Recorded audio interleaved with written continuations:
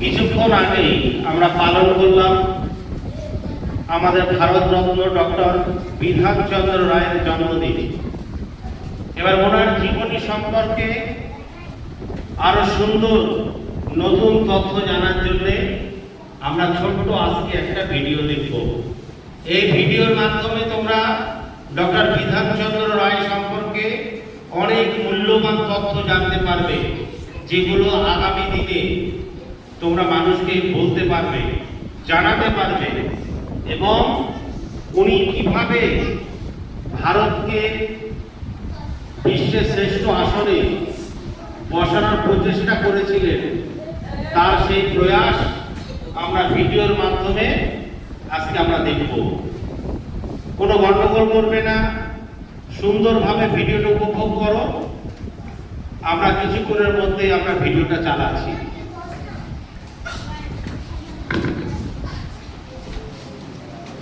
Madam লাইটটা একটু of করে দেবেন।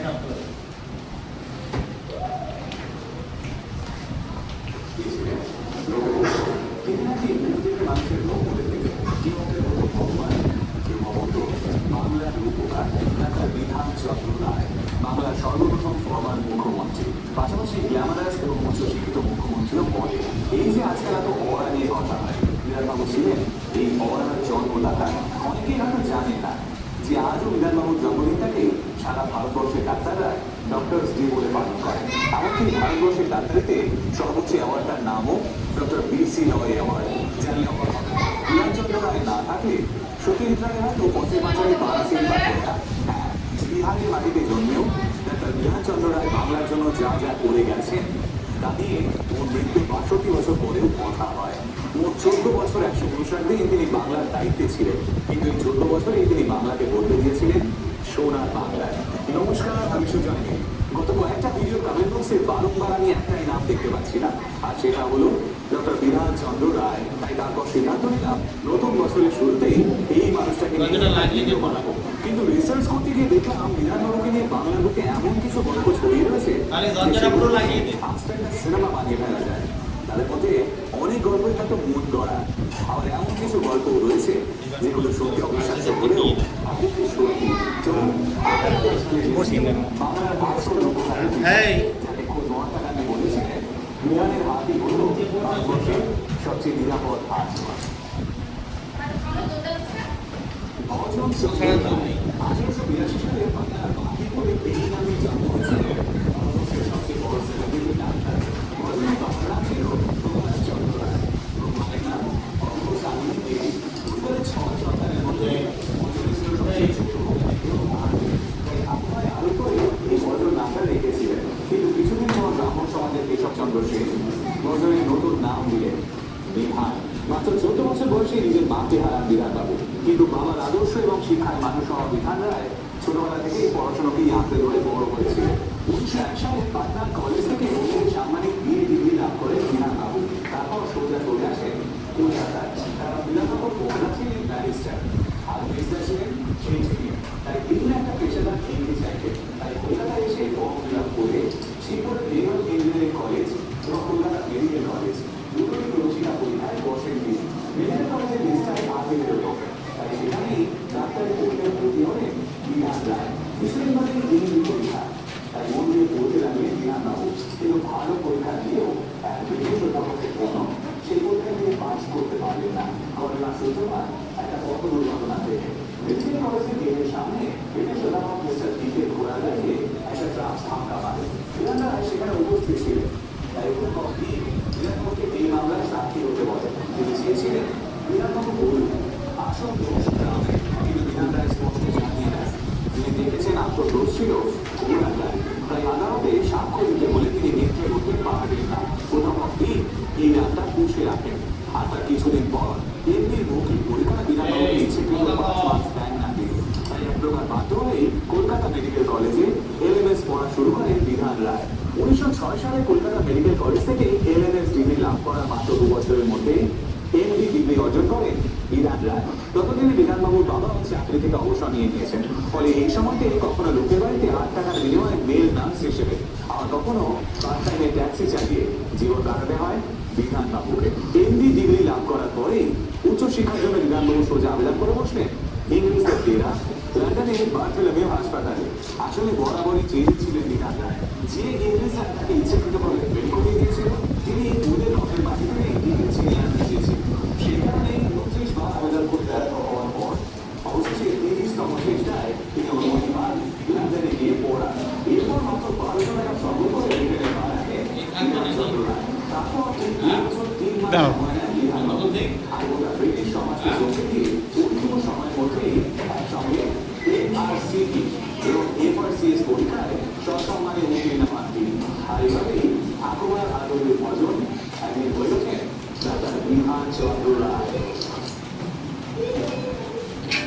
1911 জুলাইতে বিধানচন্দ্র রায় কলকাতা গিয়ে তৎকালীন হ্যারিসন রোড অর্থাৎ বর্তমান মহাত্মা গান্ধী রোডে একটা বাড়ি ভাড়া নেন। কাজ পাওয়ার আশায় তিনি দেখা করেন তৎকালীন বঙ্গপ্রদেশের সার্জন জেনারেলের সঙ্গে। আসলে প্রাক্তন ছাত্র হিসেবে বিধানের পিছিয়ে ছিল কলকাতা মেডিকেল কলেজে অধ্যাপক হওয়া, কিন্তু ব্রিটিশদের তরফে তাকে স্পষ্ট জানিয়ে দেওয়া হয় কলকাতা মেডিকেল কলেজে অধ্যাপকের পদ শুধু ইংরেজদের জন্য, তারা কিন্তু ইন্ডিয়ান মেডিকেল সার্ভিস অফিসার হিসেবে ওই পদ পেতে পারেন।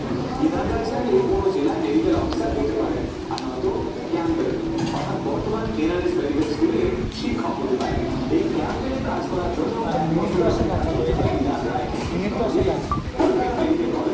শুধু পুলিশের ফার্স্ট এড এবং অ্যাম্বুলেন্স ডিউটি শিখিয়েছেন এই মহান ডাক্তার। কিন্তু ততদিনে গোটা কলকাতায় ডাক্তার হিসেবে নাম ছড়িয়ে পড়ে বিধানবাবু। পারিশ্রমিকও বেড়ে যায়, তিনি তখন ভারতী যেমন শল্য চিকিৎসায় তেমনই কৌশলে মহাত্মা গান্ধী, জওয়াহরলাল নেহরু, রবীন্দ্রনাথ ঠাকুর, ইন্দিরা গান্ধী, মতিলাল নেহরু, বল্লভভাই প্যাটেল, সেই সময় ভারতবর্ষের তাবড় লোকেরা ছিলেন ডক্টর রায়ের ক্লায়েন্ট। তবে বিধানবাবুর একটা নিয়ম ছিল, তিনি প্রতিদিন সকালে 16 জন রোগীকে বিনা পয়সায় চিকিৎসা করতেন, কিন্তু ওই সময় কখনো 16 জনের বেশি রোগী তিনি দেখতেন না। আর এই নিয়ে একটা গল্প ছড়িয়ে আছে গোটা বাংলা জুড়ে। একদিন বিধানবাবু নিজের চেম্বারে বসে রোগী দেখছেন। 16 নম্বর রোগীকে দেখে তাকে ওষুধপত্র দিয়ে উনি সবে বেরোতে যাবেন, এমন সময় কম্পাউন্ডার এসে জানালো আর একজন রোগী এসেছে। প্রথমে বিধানবাবু কম্পাউন্ডারকে ধমক দিয়ে বললেন, তুমি জানো না যে আমি এর চেয়ে বেশি রোগী দেখি না? তাহলে কেন এসেছো? উত্তরে বেচারা কম্পাউন্ডার মুখ কাঁচুমাচু করে বললেন, লোকটা মাথার যন্ত্রণায় কুঁকড়ে যাচ্ছে স্যার, পাগলের মতো বলছে। যেহেতু এমার্জেন্সি কেস, তাই বিধানবাবু সেই রোগীকে ফেরালেন না, সোজা নিজের চেম্বারের বাইরে বেরিয়ে এসে ওই রোগীর সামনে দাঁড়ালেন। কিন্তু আশ্চর্যজনকভাবে তিনি রোগীকে একবারও না ছুঁয়ে কম্পাউন্ডারকে নির্দেশ দিলেন, সামনের বাজার থেকে একটা পাকা কাঁঠাল নিয়ে এসো, যাও। ডাক্তারবাবুর এহেন নিদান পেয়ে কম্পাউন্ডার তো অবাক, রোগীর বাড়ির লোকও চমকে গেছে। কাঁঠাল দিয়ে মাথা ব্যথা সারবে নাকি? তো যাই হোক, কিছুক্ষণ বাদে কাঁঠাল এলো। এবার বিধানবাবু রোগীকে একটা স্ট্রেচারে শুয়ে কাঁঠাল ধরতে দুটুকরো করে কেটে সেটা বেঁধে দিলেন রোগীর 2 কান বরাবর। আর রোগীকে বললেন, আমি যতক্ষণ না ফিরছি এইভাবে এখানে শুয়ে থাকো। কথাটা শেষ করে চেম্বার ছেড়ে রওনা দিলেন বিধানবাবু। ঘন্টা 3 পর স্নান খাওয়া সেরে তিনি ফিরে এলেন চেম্বারে। এদিকে আশ্চর্যজনকভাবে কাঁঠালের গুণে একজন কাউকে পাঠিয়ে বিধানবাবু এলেন। রোগীর দুটো কান থেকে কাঁঠালের টুকরো দুটো খুললেন, আর সঙ্গে সঙ্গে সেখানে থাকা সবাই চমকে উঠল। কাঁঠালের দুটো টুকরো জুড়ে ঠিক করছে পিঁপড়ে। হ্যাঁ, ভদ্রলোকের কান দিয়ে পিঁপড়ে ঢুকে গেছিল মাথার ভিতরে। ভদ্রলোকে স্বস্তি দিয়ে বিধানবাবু মৃদু ধমকের ছুটে বললেন, এবার পানা পুকুরে স্নান করাটা বন্ধ করুন, নয়তো আবার এরকম হবে। আজকের মতো বাড়ি যান। হ্যাঁ, রোগীকে না ছুঁয়েই তার রোগ ধরে ফেললেন বিধানবাবু। কিন্তু জাস্ট একটা কাশির শব্দ শুনেও কি কারোর ভিতরে বাসা বাঁধে না মারণ রোগ নির্ধারণ করা সম্ভব? বিধানচন্দ্র রায় সেটাও করে দেখিয়েছে। কিভাবে? ভিডিওর পরবর্তী অধ্যায়ে বলবো সেই গল্পটায়। মুখ্যমন্ত্রী হওয়ার পর বিধানবাবু নিয়ম করে দিয়েছিলেন, বিকেল 5টার পর যেন কেউ মহাকরণে না থাকে। আমাকে লেফটেন্যান্টের থেকে ছুটি দিয়ে দিতেন, কিন্তু রাত 8টা থেকে 8:30 অবধি মহাকরণে কাজ করতেন। সঙ্গী করতে সহায়ক এবং একজন সার্জেন্ট। এই সার্জেন্টই প্রতিদিন বিধানবাবুকে গাড়িতে তুলে দিতেন, কারণ বিধানচন্দ্র রায় সরকারি পাইলট গাড়ি ব্যবহার করার তীব্র বিরুদ্ধে ছিলেন। একদিন কাজ করতে করতে রাত 9টা বেজে গেছে। বিধানবাবু মহাকরণের সিঁড়ি বেয়ে নামছেন। হঠাৎ একটা কাশির শব্দ শুনে তিনি থমকে দাঁড়ালেন। সরকারকে বললেন, এই সময় কে কাজ করছে? বলেছি না, এত রাত অব্দি কেউ যেন না থাকে, যে কাটলো তাকে ডেকে আনো। কিছুক্ষণ পর মহাকরণের এক সাফাই কর্মীকে সামনে করে নিয়ে এলেন সহায়ক। সাফাই কর্মীর মুখ ততক্ষণে কাজু বাঁচু। মুখ্যমন্ত্রীর আদেশ অমান্য করার একটাই ফলাফল, চাকরি খোয়ান। কিন্তু সবাইকে চমকে দিয়ে বিধানবাবু নিজের সার্জেন্টকে নির্দেশ দিলেন, এক্ষুনি এই জনকে গাড়িতে করে যাদবপুর হাসপাতালে নিয়ে যান। আর ওখানে ভর্তি করে দিন। এর গ্যালোরির টিভি হয়েছে, চিকিৎসা না করা হলে মারা পড়বে। বিধানবাবু কথায় সবাই অবাক। রাতে তিনতলা থেকে আসা কাজের শব্দ শুনে তিনজন ধরে ধরে অতঃপর লোকটাকে হাসপাতালে ভর্তি করা হয়। কি হলো? হ্যাঁ, সত্যি সত্যি লোকটাকে বুকে রিলিজ হয়েছে। চিকিৎসা শুরু না হলে লোকটা কত মাস থেকে বাঁচত। এভাবে সুযোগ্য ডাক্তারি বেরিয়ে কয়েক হাজার মানুষকে সিল্ক বাড়িতে রেখে চিকিৎসা করে সুস্থ করে তুলেছিলেন বিধান চন্দ্র রায়। আজকের লেখাপড়া করছে রাজনীতি ঘটনা করতো না হয়, কিন্তু কিভাবে একজন মন্ত্রী থেকে পশ্চিমবঙ্গের বিধান চন্দ্র রায় সেই ঘটনা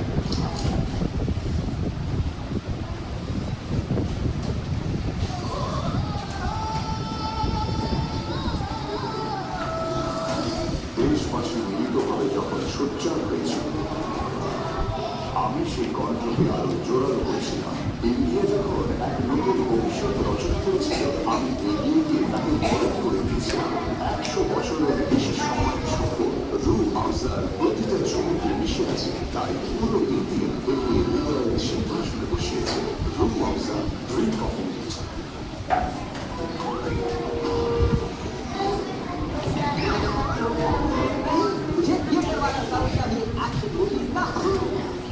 कलर्स डल नहीं होने चाहिए मेरे शोज के।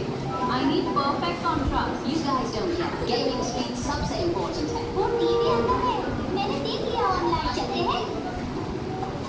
वेलकम, ये है sweet TV Dolby Vision and Dolby Atmos bright colors और dynamic contrast। और 120 Hz of fresh frequency।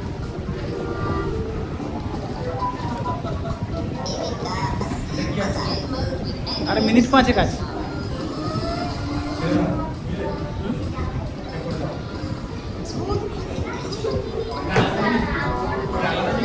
না, ওটা বিজ্ঞাপন হচ্ছে।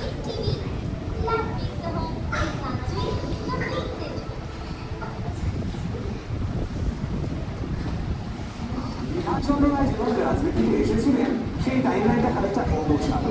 1919 সালে যখন জেমস রুড প্রবর্তিত দ্বৈত শাসনের বিরুদ্ধে প্রতিবাদ আন্দোলন হচ্ছিল, সেই ঘটনাটা প্রভাবিত করেছিল বিধানচন্দ্র রায়কে। কিন্তু 1921 সালে যখন গান্ধীজি অসহযোগ আন্দোলনের ডাক দিলেন, বিধান রায় তাতে অংশগ্রহণ করেননি।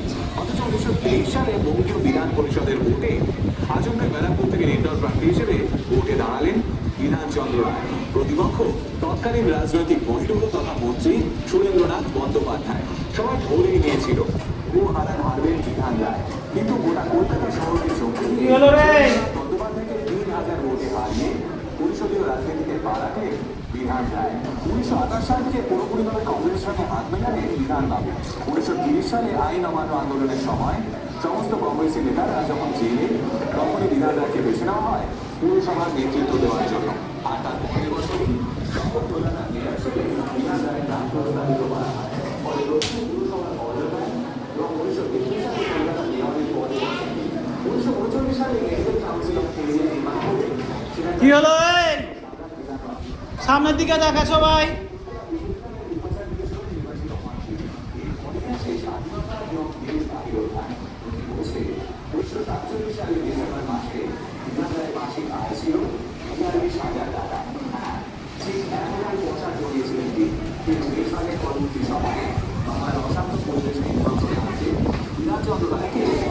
অনুরোধ করেন বাংলার মুখ্যমন্ত্রী হওয়ার জন্য।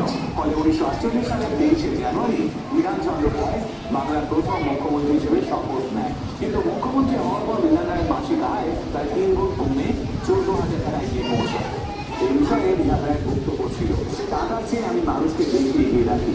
আমি গণতন্ত্র সমাজতন্ত্র কিছু বুঝি না, আমি শুধু বুঝি সাধারণ মানুষকে কত বেশি সুবিধা দেওয়া যায়।